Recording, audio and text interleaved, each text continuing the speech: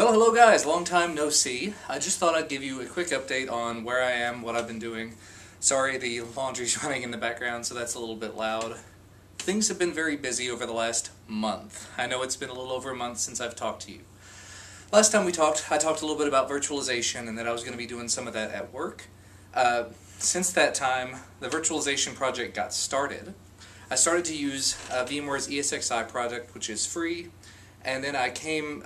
Actually, I met some other people in the environment that I work in that deal with virtualization, and they said probably best if you avoid VMware because they're getting ready to change their licensing and pricing model, and if you have over a certain amount of RAM in your system, they're going to start charging for it.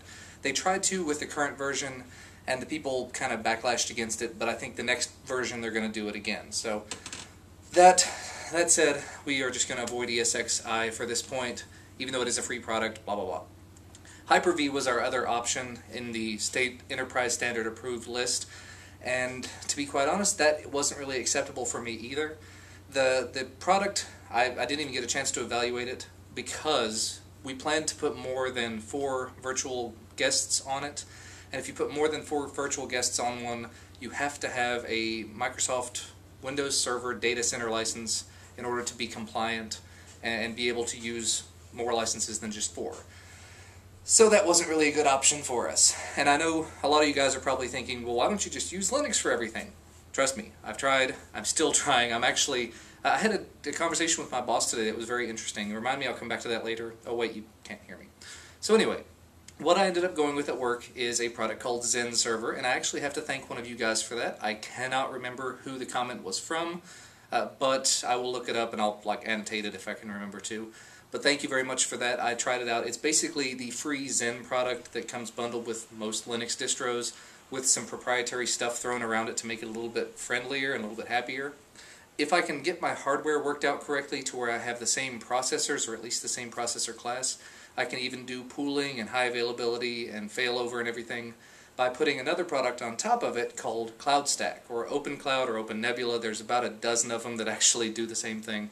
It takes your virtual hypervisor products and unifies them all together into a big pool of just available resources, and you can on the fly create the VMs, and it doesn't matter what product they are from what I understand. You can use Hyper-V or ESXi or XenServer, KVM, QEMU, whatever, and it just unifies everything together into one pretty interface. So my secondary VM server, which I haven't gotten to work on yet, does not have the same processors in it yet, so that's going to be a bit of a challenge. I mean, the worst case scenario, I don't want to go out of pocket personally for this because it's my job, but if I can, I'm going to try to talk my boss into paying. I think it's $50 or $60 to get 2 pulled processors on eBay, because they're the same socket, they're the same wattage, they're actually I think lower wattage than the ones that are in use now, so the cooling would be the same and everything. And that would put it on even playing field and take it from 2 dual cores to 2 quad cores in my secondary server. Again, haven't had a chance to even touch it yet. I've just been getting into it little by little. The reason that things have been kind of slowed down is, one, my virtual server at work, which is, like I said, running XenServer now, only has 8 gigs of RAM in it. And I know that's only 8 gigs there, but when you're running in a sort of an enterprise environment, 8 gigs is not a lot. 8 gigs is enough for maybe 1 to 1.5 servers. For the stuff we're doing, 8 gigs is actually enough that I've got, I think, 4 servers running on it, and running pretty well. It's running our print server and Windows updates, McAfee updates. What was the other thing? Terminal server, so we can have this one virtualized application running, yeah. We've got a bunch of random little things like that, and we've got them all on little onesie-twosie servers. They were desktop machines before, and now they are virtual. So, went to my boss a couple of weeks ago and said, you know, we're stuck. We can't really put anything else on here. And told him we needed to order more RAM. He said, how much? I said, we'd do alright probably with 24 gigs per server. And he said, how about we just max them out? Okay, that's 48 gigs per server. It's now 2 weeks later, and we're trying to get the order placed. We had to go through so much red tape because it is a state organization. It's just a matter of time, though. We will get that, and then things will just move right along. Now, in the meantime, since I haven't been able to do as much virtualization as I'd like, while I was working in our server room getting everything ready for the virtualization, and actually I did a web server move. The way that all this worked out, we acquired a server from another agency That was supposed to be our virtualization host, but it only had one processor in it and no RAM. So I put as much RAM as we had into it, made our web server, which had dual quad-core processors and 8 gigs of RAM in it, into the new virtualization machine. I'm talking fast here. Sorry, you may have to slow down and rewind a little bit. Anyway, but in doing all of this stuff in the server room, I noticed just how much of a mess it was in there. I've been working here for 3 years, and it's right at 3 years now. And I hate to say it, I was terrified to go into our server room. So I finally just went in there one day with one of my other coworkers and I said, look, we're going to have to do something. There's this a couple of people that run our server room, and they've just let it go to waste over the last 10 or 15 years, and it's not getting any better. I mean, nobody knows where anything is, nobody knows what we have. So I talked to the manager, to my boss, and I said, can we do this? And he said, which basically means, I don't really care, just don't break something. So we grabbed a dumpster, and we grabbed our little surplus sheet, so if something was over a certain value, we have to surplus it and send it off to be sold. And the stuff that was not over that value, that was old and broken, we trashed. And there was a lot of it. The old scuzzy stuff that was broken and just didn't work. Stuff from the 80s, stuff from the 90s, lots and lots of old documentation that we recycled, and the server room is a completely different room now. I wish I had before and after pictures, but I'm not really supposed to do any sort of blogging or vlogging or anything like that at work, so I just don't. But needless to say, it did give me a lot of something to do for the last couple of weeks.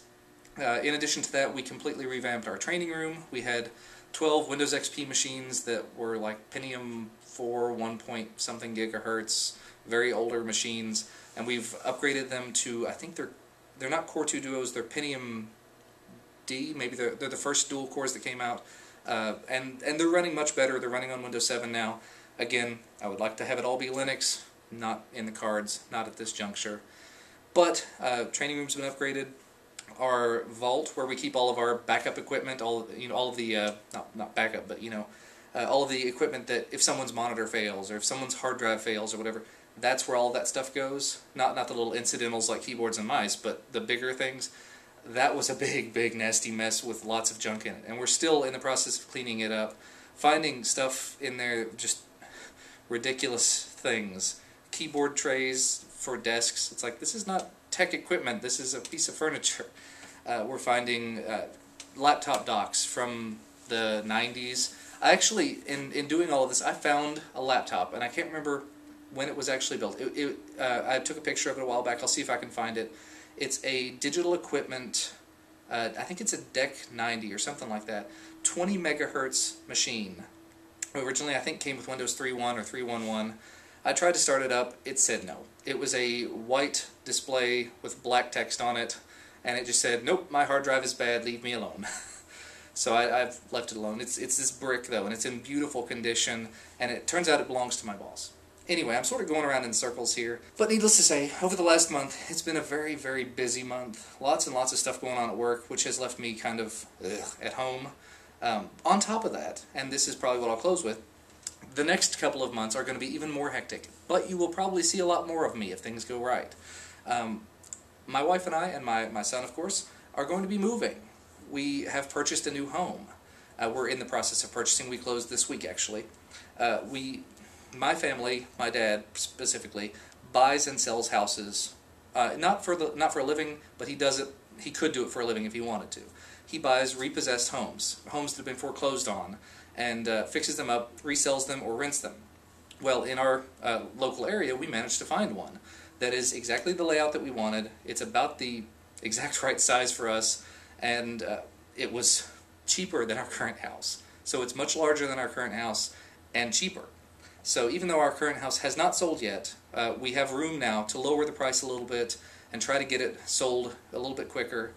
And if it does not sell within the next month or two, we will probably put it up for rent, which will put me into the landlord market, which should be a lot of fun. But anyway, since it is a foreclosed home, that's going to mean a lot of DIY, do-it-yourself type projects, like fixing holes in the wall and repairing all sorts of stuff. I mean, there's lots of stuff in there that could be fixed.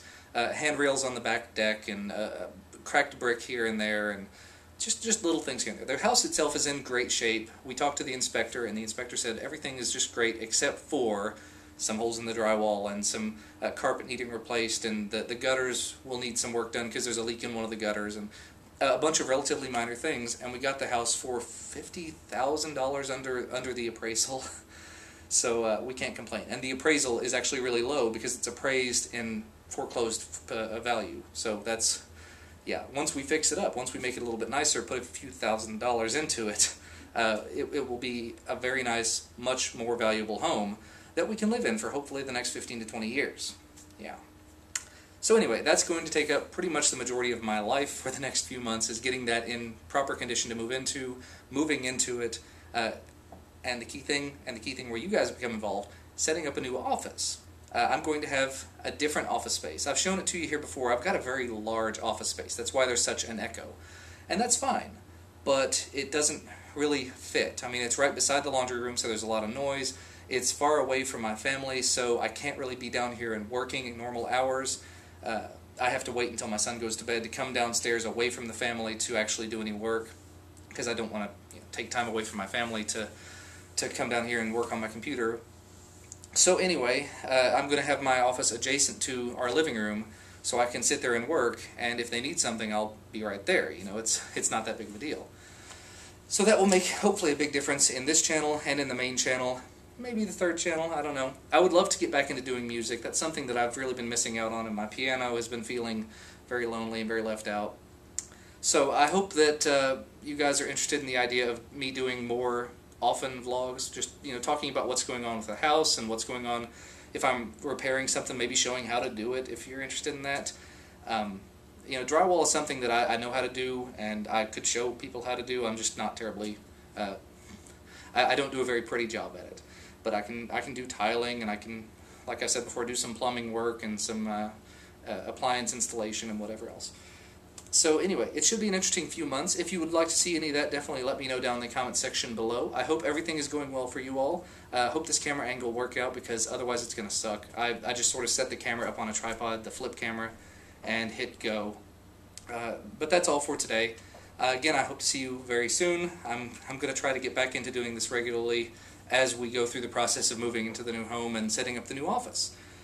But that's all for today. Thank you all so much for watching, for your time, for your patience, and for all of your continued support and nice comments. It really does mean a lot. I mean, anytime I upload a video and I get a bunch of nice comments, helpful, supportive comments, it means a lot. And like I said, to the person who recommended XenServer, thank you so much. I've been using it a lot at work, and my boss is really impressed with it, so 2 thumbs up there. But yeah, again, that's all. Thank you so much for watching, and I will see you again very soon, guys.